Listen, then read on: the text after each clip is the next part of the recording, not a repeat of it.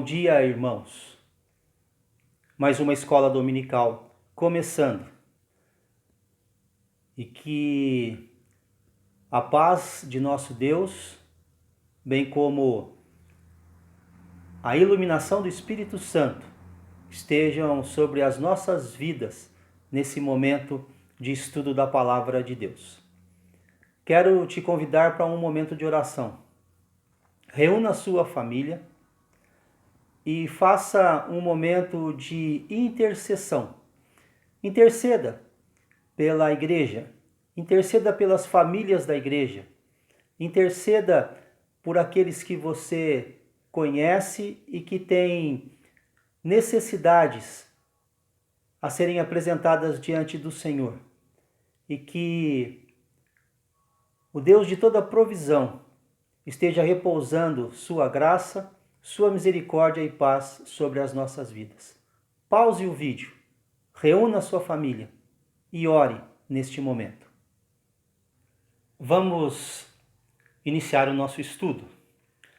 Nós vamos estudar a revista Série Novo Testamento, cartas de Pedro e Judas, Sofrer e Batalhar pela Fé. Essa revista é da editora Cristã Evangélica e já temos usado há um bom tempo. Já estudamos a primeira carta de Pedro e agora iniciando a segunda carta, escrita pelo apóstolo Pedro. O tema do estudo: perigo dentro da igreja. E o texto que nós vamos ver hoje são os primeiros versículos, a introdução da carta. 1 Pedro, capítulo 1, versículos 1 e 2. Simão Pedro, servo e apóstolo de Jesus Cristo, aos que conosco obtiveram fé igualmente preciosa na justiça do nosso Deus e Salvador Jesus Cristo. Graça e paz vos sejam multiplicadas no pleno conhecimento de Deus e de Jesus, nosso Senhor. Após a leitura dos dois primeiros versículos, que serão a base do estudo de hoje, eu preciso colocar para vocês algumas informações, ou apresentar para vocês algumas informações. A carta, ou a segunda epístola de Pedro, ela foi escrita entre os anos 67 e 68 para um grupo de cristãos da região do Ponto, da Galácia, Capadócia, Ásia e Bitínia. E o objetivo de Pedro nessa segunda carta é advertir contra heresias que estavam pervertendo o verdadeiro cristianismo e também recordar a verdade do cristianismo. Por isso o tema: perigo dentro da igreja. Vejam o alvo da lição.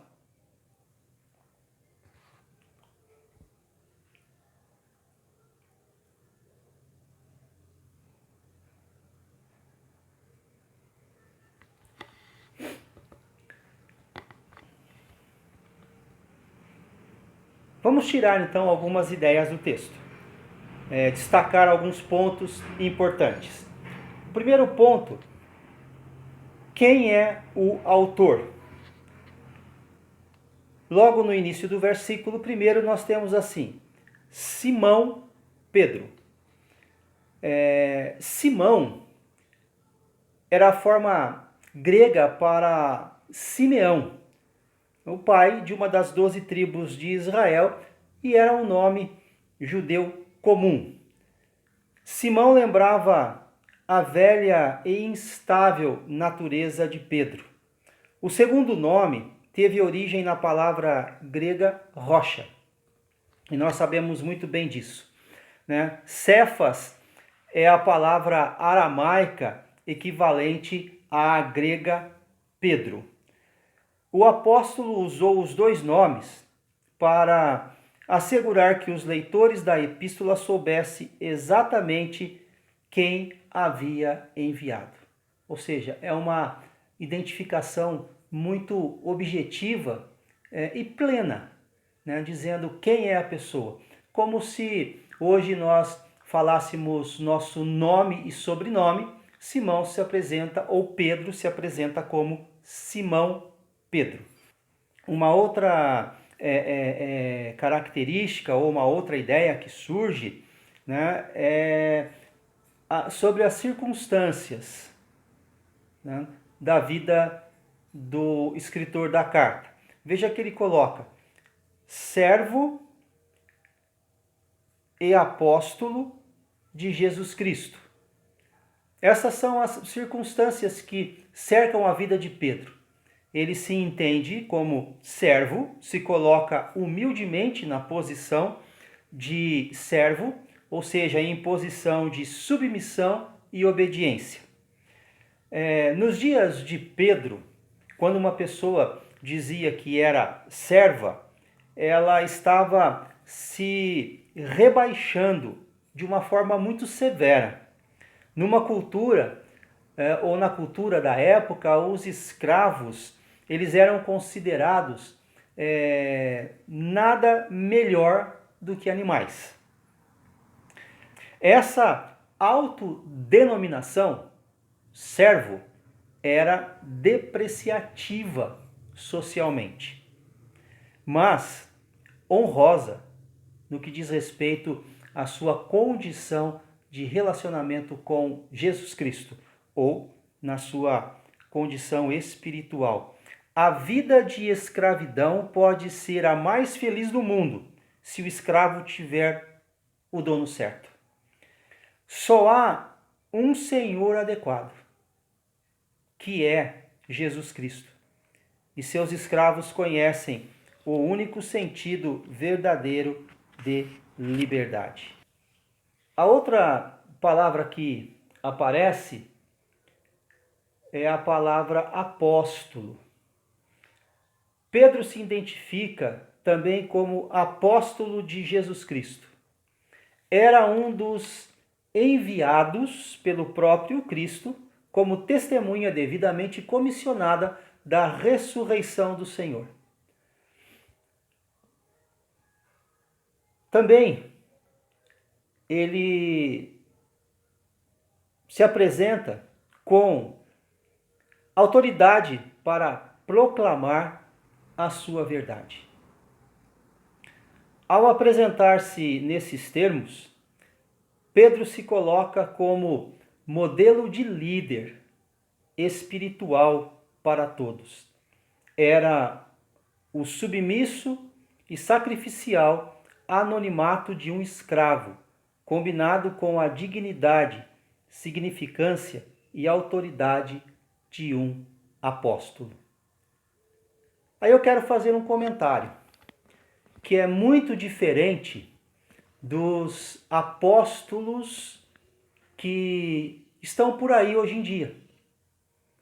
E aí então, no comentário que eu quero fazer, eu quero deixar bem claro o que significa ser apóstolo. Como já dissemos em várias ocasiões para a igreja, ser apóstolo é ser enviado. O verbo no grego é o verbo que dá a ideia, o significado da pessoa que é enviada. Nesse sentido, todos nós somos apóstolos, porque todos nós, salvos em Cristo Jesus, que fomos alcançados pela graça de Deus, nós somos enviados a proclamar a mensagem de salvação para as pessoas, que é então, usando o texto clássico desse envio, ide por todo o mundo e pregai o evangelho a toda criatura. Nesse sentido, somos apóstolos. Mas no sentido de ser testemunha ocular de Cristo Jesus, da sua vida, do seu ministério, das suas ações, dos seus milagres, isso somente está reservado a algumas pessoas. E dentre elas está, né, o apóstolo Pedro. Então, no sentido de ser testemunha ocular da vida e ministério de Cristo Jesus, né, somente aqueles que viveram na época com Cristo são considerados apóstolos. Nesse sentido, então, nós precisamos entender que muitas pessoas, elas se autodenominam apóstolo para um princípio de hierarquia e não com o objetivo, né, de ser servo do Senhor, de ser testemunha do Senhor. São consideradas pessoas, ou se autoconsideram, pessoas acima dos demais membros da igreja. E aí nós perdemos a qualidade do servo. Os leitores, público-alvo. Pedro envia a sua carta aos que conosco obtiveram fé igualmente preciosa na justiça do nosso Deus e Salvador Jesus Cristo. E aí então nós estamos diante das pessoas que estão espalhadas pela região do ponto da Galácia, Capadócia, Ásia e Bitínia. Aqueles crentes eram gentios, mas também judeus cristãos. E essas pessoas estavam vivendo nessa região, e vivendo nessa região, eles estavam sofrendo com algumas heresias. E o apóstolo Pedro, então, destina a sua carta a essas pessoas, aos que conosco obtiveram fé igualmente preciosa na justiça do nosso Deus e de Jesus Cristo, para adverti-los do verdadeiro cristianismo, ou adverti-los contra as heresias que estavam pervertendo o verdadeiro cristianismo, bem como recordar algumas verdades importantes. Essas pessoas, né, elas receberam fé. Né? Os leitores, eles são denominados aqueles que receberam fé porque Deus graciosamente lhes deu. A fé aqui denota a crença subjetiva, o poder de crer no Evangelho para a salvação. A evidência clara disso vem da descrição que Pedro faz da fé dos seus leitores, como igualmente preciosa. Lendo novamente o texto. Simão Pedro, servo e apóstolo de Jesus Cristo, aos que conosco obtiveram fé igualmente preciosa na justiça do nosso Deus e Salvador Jesus Cristo. Cada cristão tem recebido fé como dom pessoal. Uma fé que é a mesma em natureza, a preciosa dádiva de Deus, que traz privilégios espirituais iguais a todos que a receberam. Deus não faz distinção entre os que creem, como Paulo escreveu aos Gálatas. A salvação dos pecadores pela fé é possível por causa da justiça de Jesus Cristo. Aos que creem é dada a vida eterna, porque Deus imputou a perfeita justiça, alcançada pelo Salvador sobre eles, cobrindo os seus pecados e tornando-os aceitáveis. Portanto, quando pensamos na recepção da salvação em Cristo Jesus, nós pensamos que esse ato se dá pela fé. né? Isso Paulo, ele explica muito bem na carta aos Romanos, né? Bem como na carta aos Efésios, que diz que somos salvos mediante a fé em Cristo Jesus. E assim o apóstolo Pedro está retomando essa mesma doutrina, essa mesma afirmação que nós conhecemos como justificação pela fé. Obtiveram fé igualmente preciosa na justiça do nosso Deus e Salvador Jesus Cristo. Essa saudação, ela apresenta para a gente uma palavra muito importante da vida cristã, ou do relacionamento com Deus. No versículo 2, graça e paz vos sejam multiplicadas. O apóstolo Paulo ensinou aos cristãos em Roma o seguinte: justificados, pois, mediante a fé, temos paz com Deus por meio de nosso Senhor Jesus Cristo, por intermédio de quem obtivemos igualmente acesso, pela fé, a esta graça na qual estamos firmes, e gloriamo-nos na esperança da glória de Deus. Deus quer que a essência da salvação, graça e paz, sejam multiplicadas para ser infindável e abundante alento para os seus filhos. Graça é o livre e merecido favor de Deus para com os pecadores, que garantem aos que creem o perdão completo para sempre por meio de Jesus Cristo.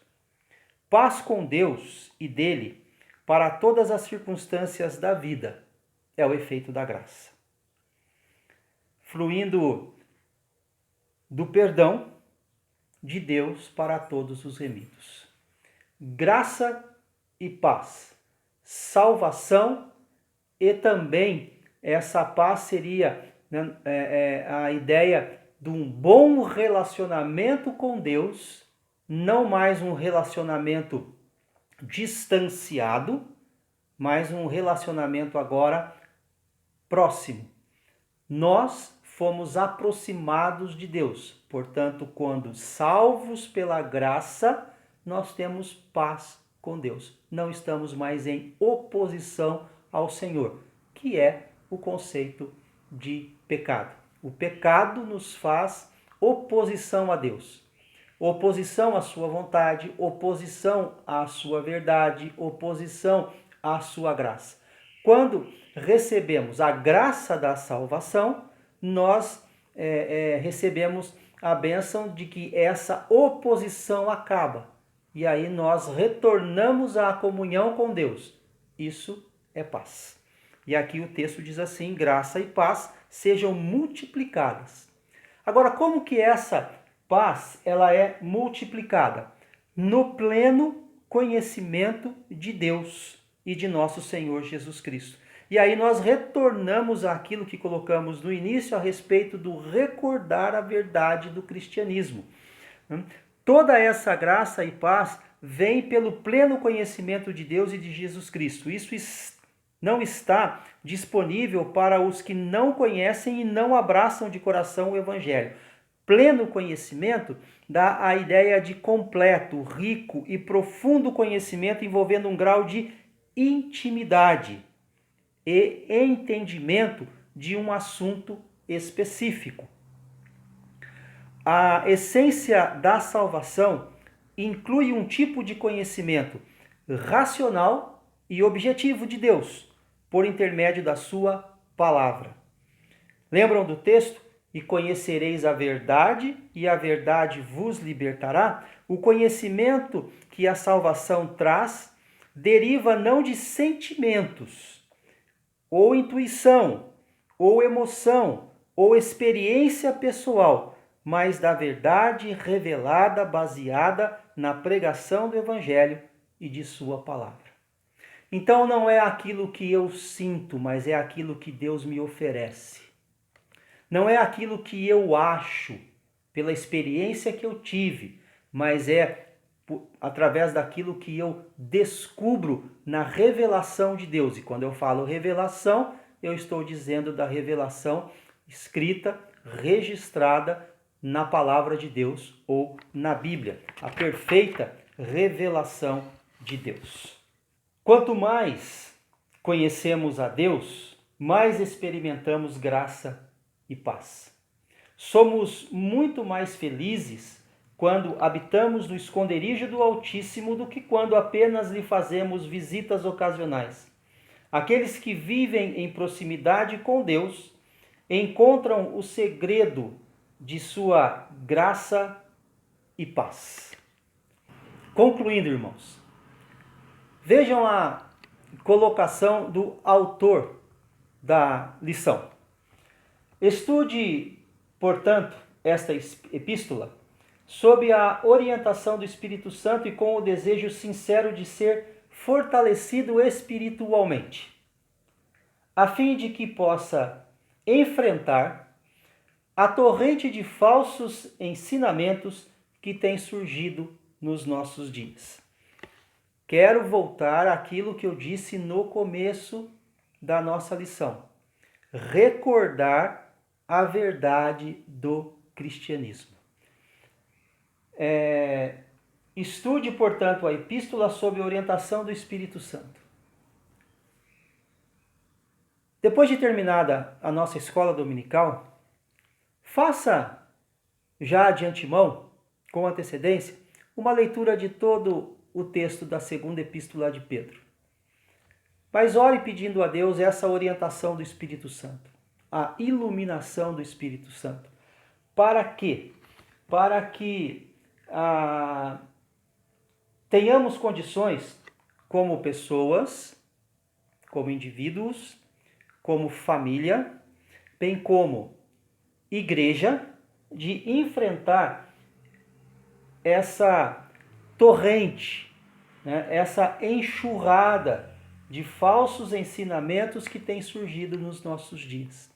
Em outras palavras, é ter a condição de, ao ouvir uma afirmação a respeito da vida cristã, tenhamos a condição de confrontar essa afirmação com aquilo que a palavra de Deus tem revelado a cada um de nós. Que seja desta forma e que Deus nos ajude no estudo da segunda epístola escrita por Pedro. Deus nos abençoe, Deus nos fortaleça. E também Deus nos instrua e nos dê a coragem da obediência. Amém. Vamos encerrar com uma oração.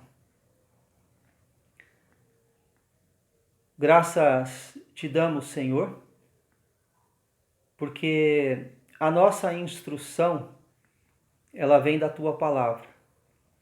Também nós te damos graças porque pela ação do teu Espírito Santo nos iluminando, nós temos a possibilidade de entender aquilo que foi escrito para a nossa edificação, para o fortalecimento da nossa igreja.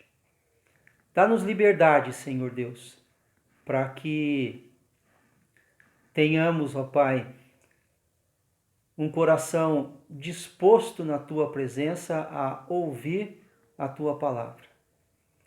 Também, Senhor Deus, desperta em cada um de nós o desejo da leitura e do estudo da tua palavra.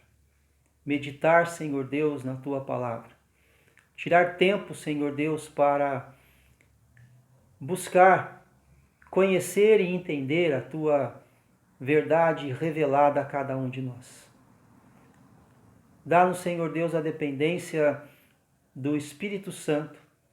Dá-nos, Senhor Deus, a instrução que necessitamos para que não estejamos sendo levados por ventos de doutrinas, mas que tenhamos, ó Deus, a nossa vida firmada na tua palavra, firmada, Senhor Deus, na verdade, em Cristo Jesus.